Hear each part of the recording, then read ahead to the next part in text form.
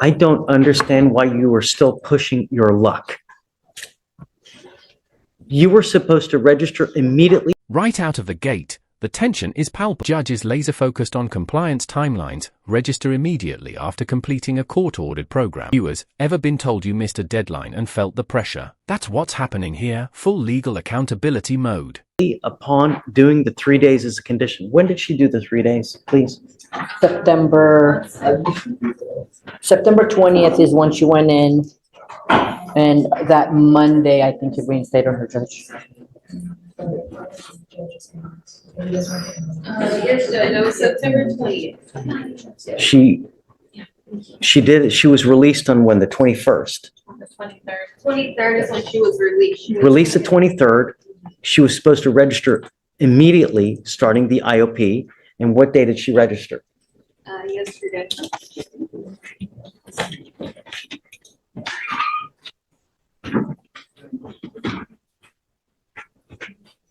Says her probation officer told her she had a month. I told you here what you were supposed to do.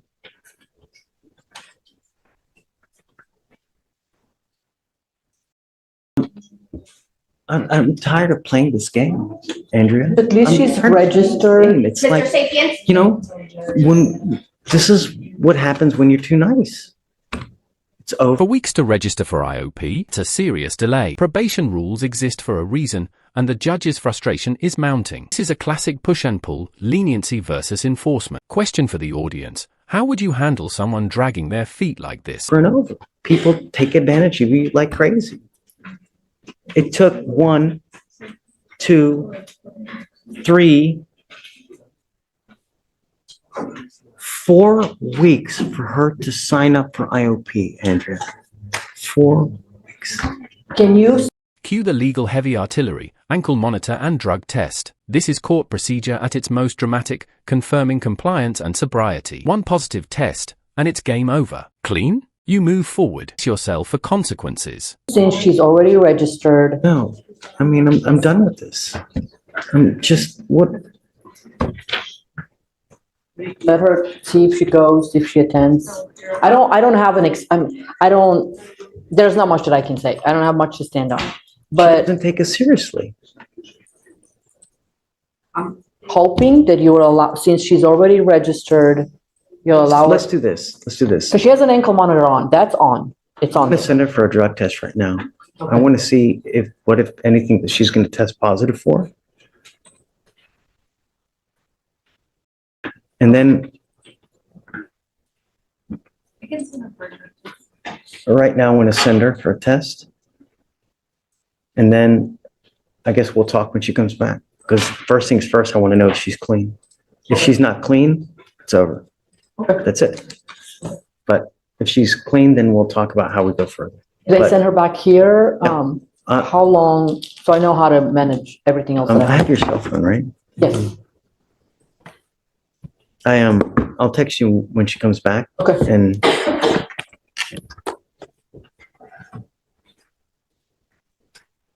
I don't know. Just take a seat for me a minute. Thank you, Judge. Thanks, Andrew. Go to Ms. Ramirez. Absolutely. The state position is that we follow the recommendation of the Yes. probation department. Either feels A, she's reached a point to where they can no longer help her and she needs a higher level of care than the probation department can. Or B, if the probation department feels that they can still treat her, we follow the recommendation of the probation department. B being Texas. And they requested a 6-month extension, but her last been under 7 months. But Judge, if she registered for the classes, there will be completed in 6 months. I'm not doing a 6-month reset for her to do one class a We week. can bring her to court. We can bring her to court for status updates. I'm 100% on board with that. I think that that's actually a very good idea. But what I'm saying is that the probation department feels that she could be helped with the IOP and SOP. That's my understanding. Please correct me if I'm saying something wrong. My understanding is that probation department feels that they could help her with the IOP SOP. I think that to her defense, nobody told her she needs to register, at least as far as I'm aware, 2 to 3 times a week. So I if told her last time we were here. now when we approached, because I was with her, Yes, Judge. I told No, I her. was with her and I don't remember you saying that. I told her what you need to have done, and then this is what you registered for. When you come back, this is what we're gonna end up doing. Regardless, look, regardless. What I'm saying is, since the probation department feels that they can help her, if she can register to one of the three, and I'm gonna bring her up here with, if you decide to allow her to continue, I'm gonna bring her up here and we all talk, so everybody's on the same page. If she does it within like a week, not a month like we did last time. I'm not ever going to reset her for over 2 weeks at a time And that's because I fine. can't trust anything to happen. And that's fine. And Mr. Lindsay, unfortunately, the way it Notice the micromanagement kicking in. The judge is switching from 4-week resets to 2-week resets, basically cutting off wiggle room. This is a textbook example of courts adapting to repeated non-compliance. Audience, what would you do if you were on probation and facing this level of oversight? works is that it's like unfortunately, like a little child. They push and they push and they push. And it's truly, it's childish because they push and they push to see how much they can get away with. And as evidenced here, you sign up the day before court. This is all predicated on if the court does not rescind its order for supervision. What I'm going to do now is I'm going to reset her for 1 week. She has 1 week to sign up for the 3-time-a-week course. She needs to come back, show us that she's done that. And then after that, I'm going to set her off 2 weeks. Every single 2 Can I bring her up weeks. here? So Sure. I want her to be part of the conversation, so if she comes back and she doesn't do, so nobody can, so there's no possibility of saying, I'm so over this, it's just ridiculous. Come up, Ms. Ramirez. So I will indefinitely set this case off 2 weeks at a time to make sure that it gets done. Because I can't do 4-week resets anymore, unfortunately. So we are now going to have to micromanage just.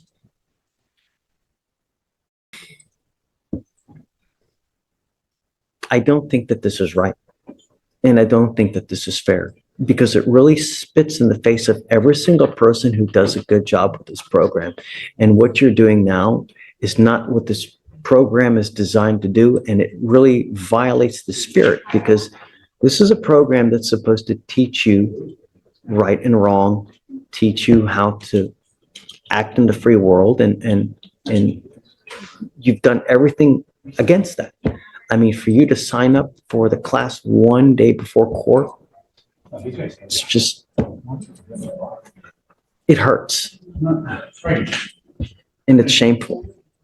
Because when I told you, last time you were here, I told you that I wanted you to sign up immediately after you were done. And you sat there and you waited. Not 1 week. Here's the clarity moment: 3 times a week. Every week, no exceptions. This program isn't a suggestion box, it's about building responsibility and accountability. Important takeaway: structure matters in probation programs, and skipping sessions isn't taken lightly. 2 weeks, not 3 weeks, 4 weeks. Oh, person's calling back.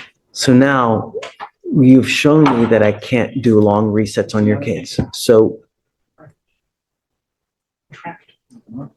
if you fail one more time, if you ever fail to attend a meeting, if you ever fail to whatever you need to do, you will be out of this program. I will not do this again, and I will immediately set your case for trial.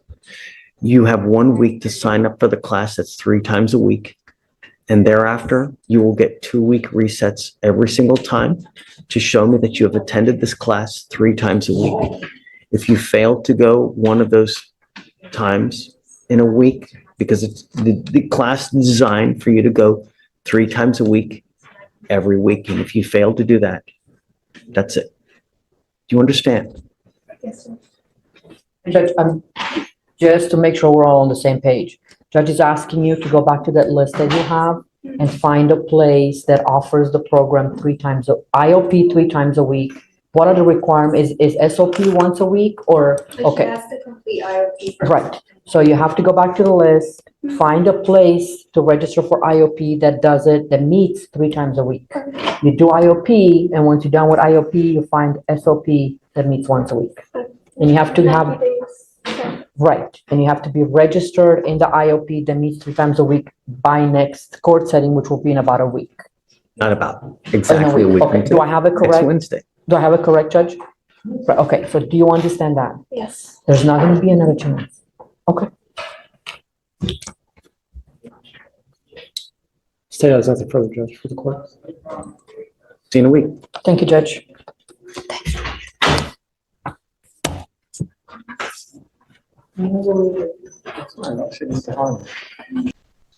Morning, Mr. Dunham. How's jail? Terrible. Great. That makes me happy. Because you gotta understand, the worse of an experience you have, the higher likelihood when you do eventually get out, you'll think, if I do this, what's gonna happen?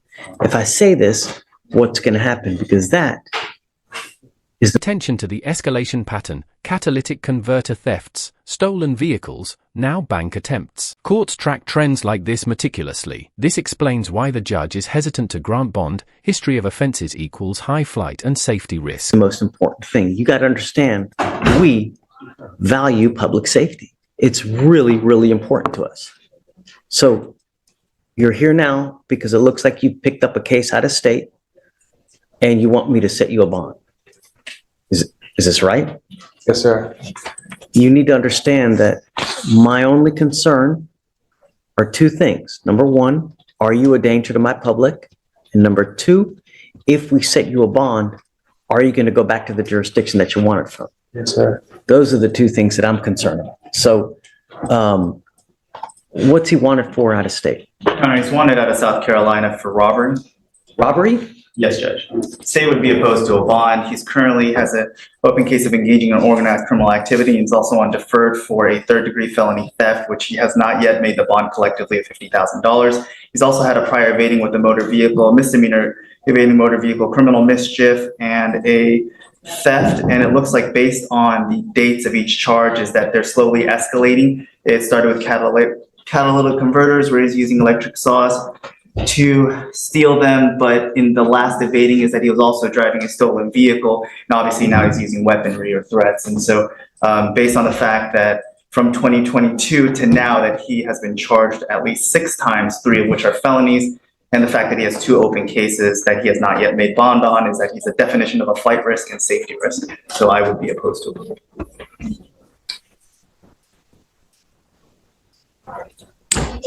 Judge, Mr. Dunham is requesting a bond because he has finals on Monday.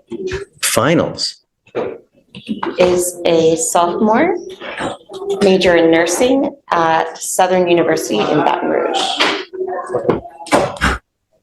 Are you really in school? Really? But you're in Houston. You have finals on Monday? No, I came right in Houston. Oh. Keep it down, please. I'm going to read something to you real quick, okay? And this is from what I'm reading now. This is from the magistrate. Motion for bond conditions, Harris County, none. Defendant has a hold. 10/16/24. Officers conduct an undercover sting crime suppression operation to catch suspects who are engaged in organized criminal activity, bank juggings. Officers use bait victims, undercover officers posing as bank customers, and bait vehicles.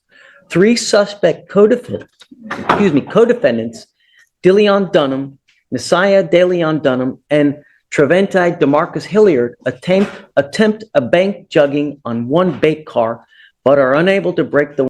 Sometimes, protecting the public means protecting people from themselves.